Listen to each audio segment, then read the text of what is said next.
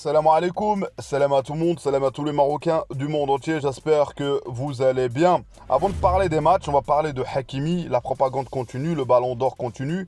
On a eu une propagande déjà qui vient des journalistes en France, des Français, notamment une légende Larquet qui a dit les choses qui sont claires sur le titre. Kevin Diaz, journaliste de RMC, qui a dit pour la carrière. Et c'est important de souligner pour la carrière, et pas que pour la carrière aussi, pour récompenser ce nouveau mode. Et c'est ce latéral qui est très offensif. Et aujourd'hui, je peux le dire que Hakimi, c'est l'un des meilleurs joueurs latéraux au monde de l'histoire. Pas que du Maroc. Et c'est ça l'avantage. Donc la propagande, hashtag Ballon d'Or, Hakimi. On va parler du Real Madrid. On a eu l'entrée d'Ibrahim à la 81e minute. Et je vois que beaucoup de Marocains s'inquiètent sur ce qu'il aura du temps de jeu parce qu'il y aura du recrutement, il y a beaucoup de choses. Moi, je crois une seule chose. S'il y a une concurrence saine dans ce Real Madrid là avec Xabi Alonso, et j'y crois, et c'est pour ça que je pense que Brahim reste. Brahim aura quelque chose à dire, Inch'Allah. Et je l'ai dit plein de fois, en ouvrant la parenthèse, Rodrigo va partir, donc ça va libérer déjà une place. Fermons la parenthèse, on va parler du Wydad, ou le match catastrophique de cette équipe avec les mercenaires qu'ils ont ramenés. Et Hamdoullah, parmi les joueurs qu'ils ont ramenés, et lui c'est pas un mercenaire, c'est un Amrabat, c'est notre lion national, la légende aussi, qui a fait une très bonne compétition contre Manchester City, contre la Juventus. Il se bat comme il peut. Mais le reste, Omar Al-Souma, c'est qui ce joueur, sincèrement? J'étais faire des recherches, et dans le championnat saoudien, je crois, ou dans quel championnat, je sais même pas. Franchement, il est nul. Il a tué le Wydad, ce joueur-là. Fallait prendre un joueur de l'académie Mohamed VI. Bref, abonnez-vous, commentez, likez, place à la vidéo. On continue sur la prestation du Wydad en perdant 2-1. Notamment félicitations à Rahimi et Ibn Khalaf. Ces joueurs-là, c'est deux Marocains, malgré que Rahimi a raté beaucoup d'occasions. Sur le match du Wydad, pourtant, tu as ramené des joueurs, il y a Lorc, tout ça, mais tu as ramené quelques joueurs, tu dis, ça va faire une plus-value.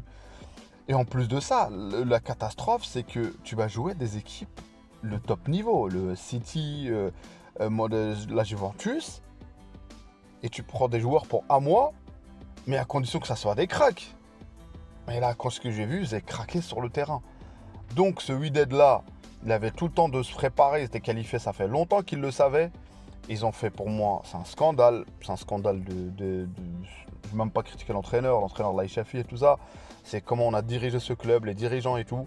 Donc on verra bien pour la suite, en sachant qu'il y a des joueurs qui ne seront pas là. Donc c'est-à-dire qu'ils vont devoir encore une fois recruter.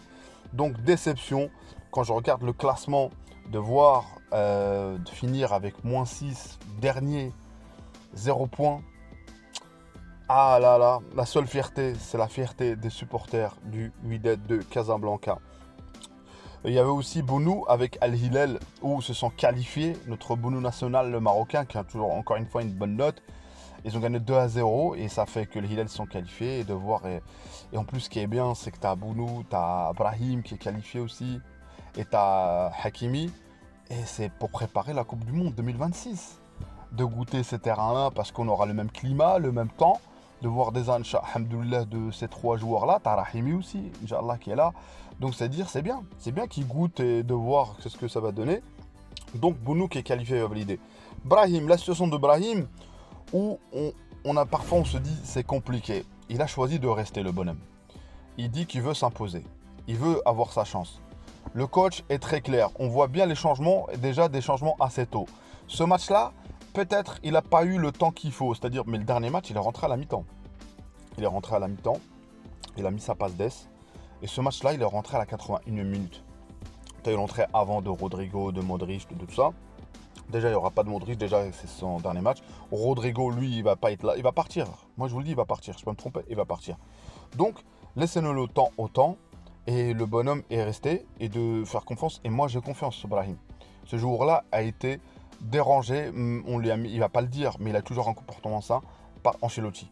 Mais moi, avec cette mentalité, regardez l'attaquant qui est jeune, Gonzalo, qu'il a mis, bah, il performe cet attaquant. Franchement, il est fort. Il est très très fort. Donc ça veut dire que on verra bien. Il y a le match de huitième de finale. On va voir ce que ça va donner, est-ce qu'il aura de temps de jeu ou pas. Là, c'est du sérieux. Peut-être que Brahim aura plus de temps de jeu. Et c'est une préparation. C'est pas la compétition. Là, on prépare. On va voir dès le départ. Inch'Allah, l'année prochaine, comment ça va se passer. Le début de saison. est-ce que Brahim va performer ou pas? Moi, je m'inquiète juste sur la force mentale de Brahim. Mais dans les pieds, dans le jeu, il est capable. Il est capable. Donc c'est pour ça que je voulais faire le débrief pour être honnête avec vous. Mais quand j'ai vu qu'il a joué que 10 minutes, j'étais fatigué, j'ai pas réussi, désolé.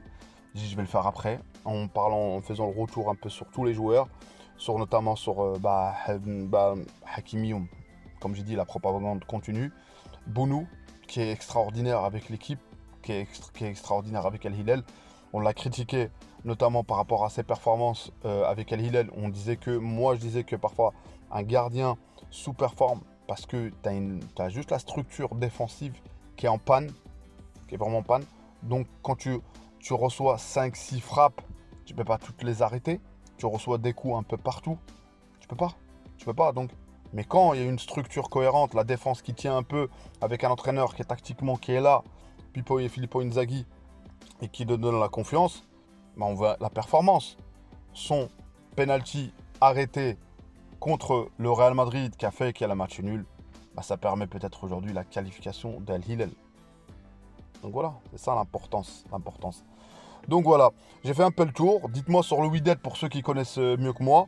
Mais sur le Wydad, je suis alarmiste, plus que alarmiste. Et de voir, il y a un jeune là-dedans, je crois qu'il s'appelle, j'ai oublié le nom, un milieu défensif, Zamraoui. Il est nul, sincèrement.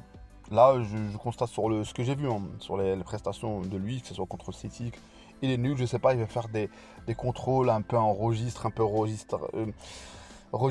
bref, un peu à l'ancienne. Il est nul. Et donc, moi, comme j'ai dit dans l'intro, le Wydad, s'ils auraient pris des joueurs de l'académie, les Asdar, ces joueurs-là, en leur donnant confiance, aurait moyen de faire autre chose. Franchement, Herkes, nul. Botwil, nul. Franchement, j'ai rarement.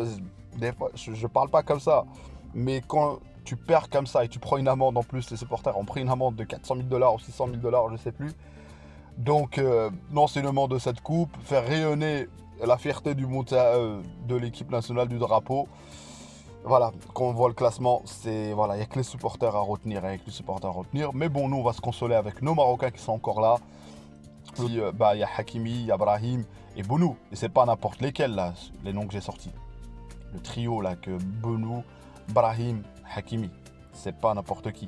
Donc voilà, j'espère qu'Inch'Allah qu'ils ne se blessent pas et qu'ils aillent loin. Et là, si je vois, si le Real gagne, je suis pour le Real forcément, c'est-à-dire le Real peut retrouver le PSG, Inch'Allah, si le PSG gagne aussi tous ces matchs-là, on aura Bounou, Brahim, peut-être en demi-finale de cette coupe. Ah, ça va être intéressant de voir tout ça, Inch'Allah. Gardez la confiance, gardez nos Marocains, que ce soit sur l'entraîneur, que ce soit parce que là, ça approche, la CAN approche en décembre. Et là, il faudra du sérieux, il faudra de la concentration et l'unité, s'il vous plaît. L'unité, il ne faut pas comme j'ai dit, moi, je l'explique encore une fois, parce que comprenez mon commentaire, c'est pas le critiquer l'entraîneur sur les choix. Encore heureux qu'on peut critiquer sur des choix, sur Nesri. Moi, je suis pas des fois, moi, quand je vois Nesri, je ne veux pas. Et c'est tout, ça reste là. Et lui fait confiance. Mon Nesri, pour moi, ne va pas dans cette structure. Mais c'est surtout quand il y a de la haine et des fake news. C'est ça, en fait. C'est surtout les fake news qui est dangereux, qui tue le Monterrey. Donc, fermons la parenthèse du Monterrey. Dima Maghrib de Tanja Al-Gouira. Merci à vous pour la force, merci à vous pour le soutien. C'est important et pour le référencement.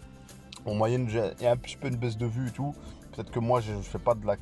Et peut-être qu'il y a moins d'actu, peut-être aussi il faut que je m'améliore. Moi, je dis toujours que s'il y a moins de vues, s'il n'y a pas beaucoup de clics, c'est à moi de me corriger. C'est pas reprocher aux gens, ouais, soutenez. Non. Il y a des gens qui prennent le temps de regarder, qui te regardent, ils attendent ça, ils disent, mais attends, moi je le regarde, et lui me dit, ouais, vous soutenez pas, vous donnez pas de la force. Si, vous donnez de la force. Et la force, c'est votre énergie qui m'aide aussi à continuer. C'est une passion.